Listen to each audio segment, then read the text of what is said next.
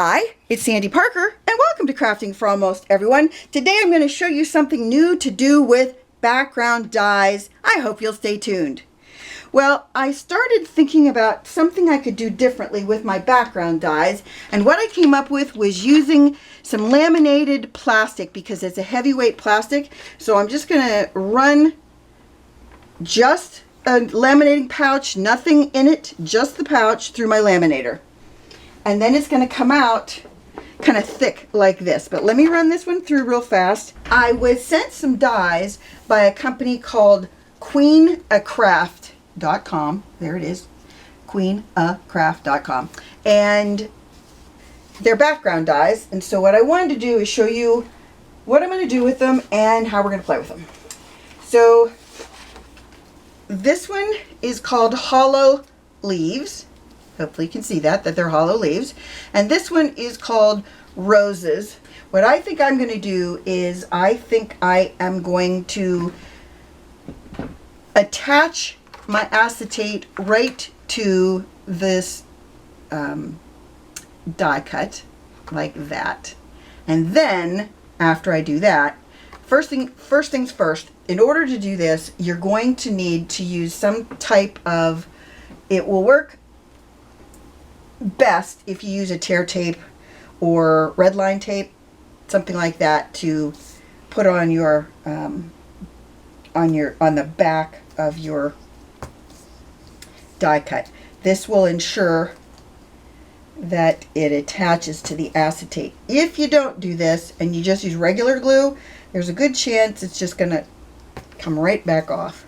And I'm using 1/8 of an inch tear tape, and I'm putting it everywhere I can find a spot that'll work. Then what we're going to do is we're going to take our alcohol markers, and we are on the back of the acetate.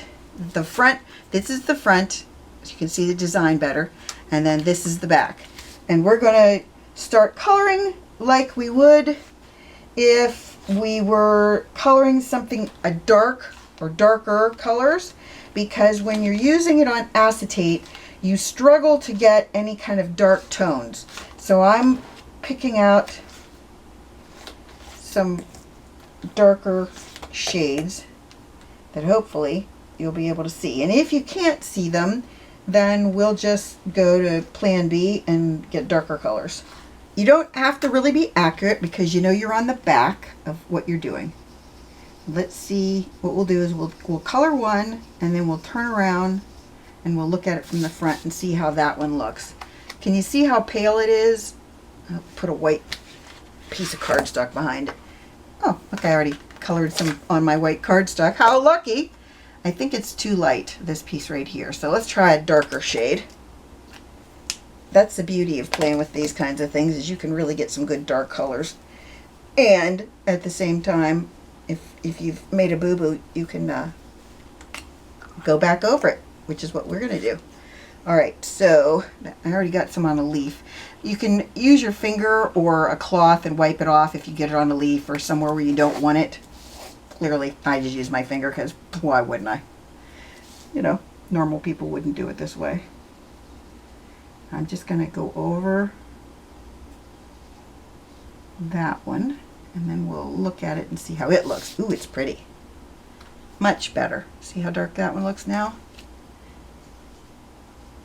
And like alcohol markers, it's not going to have a really perfect image on the back. It's going to have lines. It's not going to be exactly like you would want.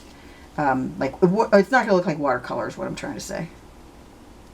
Okay, so I'm just going to color the flowers, and then we'll let them dry for a second, and then we'll go back over and do our leaves. Let's see if this is called bronze green. I'm going to use the finer tip for this because my leaves are kind of smaller. I might have to go to the bigger one because I'm getting a lot of lines in this that I'm not crazy about.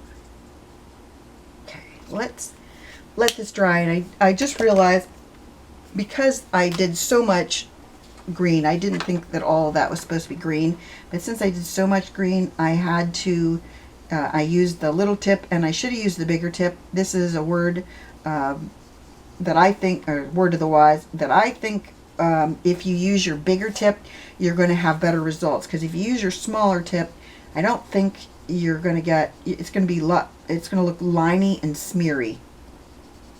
There's two important words to know in crafting: liney and smeary. I'm just going to go back over some of my green to get rid of some of those lines if I can. And then we'll look at it and see how we like it. And if we don't like it, we can always go back over it.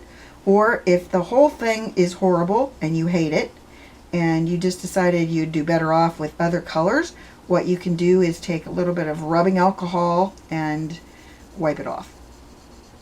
You know, you'd wipe your rubbing alcohol over the back of your project.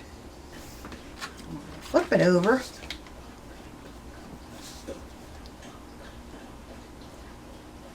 See. Well, I can't even see that color, so that one's clearly out. All right, let's try this one. I'm going to do the top two sections with this color. And then I'm going to go on to another color and see if we can get kind of graduated green with this. That's that color. Then I'm going to go, that one was vivid green, this one is going to be deep olive green, and then this one is bronze green. I think I'll do bronze, no. Yeah, I'm going to do bronze green next. Woo! Just about.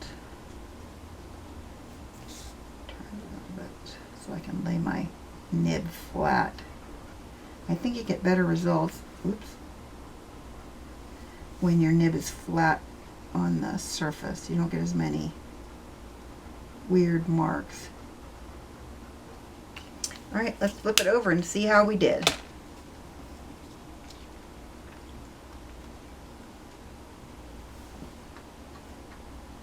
It's not bad, but I think that lightest color I used, which is the first one, this one, I think I need to kind of go over first and second.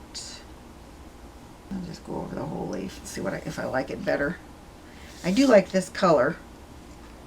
Yeah, I think it looks a lot better, all one color. We're just gonna whip over these ones real quick. So then I thought what I would do is put it on the same color card base in a 5x7, but I want to put, oh, that might look really pretty. I just glue it right there. What do you think? I think that might be the winner. Okay, I think I'm going to just put it right there, and I'm going to put my glue just around the edges. Let's hope it dries clear.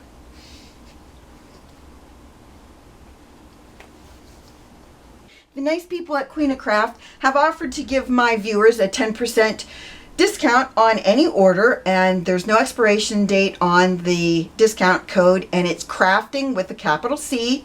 I'm pretty sure it's capital C. I'll make sure and put it right here so you see it. I had a really good time with this technique. I think it gives you a new idea of what to do with those large dies that you have. I thought it was a lot of fun, and I hope you did too, and that you give this a thumbs up and subscribe, and please tell your friends about me on social media because you know I love that. And thanks so much for watching. Bye-bye.